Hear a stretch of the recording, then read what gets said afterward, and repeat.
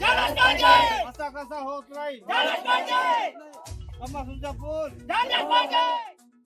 अहेरी तालुक्यातील कम्मासूर या गावात पत्रकारांची टीम पोहोचली व गावातील जनतेसोबत चर्चा केली. गावात पाहणी केली असता ना रस्ता, ना नाल्यावर पूल, गावात ना सिमेंट रोड, ना जलजीवन मिशनची सुविधा. हे प्रत्यक्ष बघितलं व ना पाण्याची व्यवस्था व समस्या सरकारने सोडवून द्या अशी मागणी कम्मासूर येथील जनतेने केली आहे. मागील 70 वर्षांपासून गावाची अवस्था अतिशय गंभीर झाली आहे. देचली पेठापासून 3 किमी अंतरावर कम्मासूर गावात 200 वस्तीचे आदिवासी गाव आहे. गावात जायला रस्ता असूनही नाल्यासारखा धड मोटरसायकल या रस्त्याने जाऊ शकत नाही. एक मोठा नाला आहे. पावसाळ्यात एखादा रुग्ण आजारी झाला किंवा डिलिव्हरी पेशंटला रुग्णालयात न्यायचे झाल्यास काही उपाययोजना करू शकत नाही. पावसाळ्यात 3 लोकांचे जीव गेले आहेत. नाल्यावर पूल मंजूर करा व रोडची मंजुरी करा, अन्यथा तीव्र आंदोलन करण्याची मागणी नागरिकांकडून केली जाते.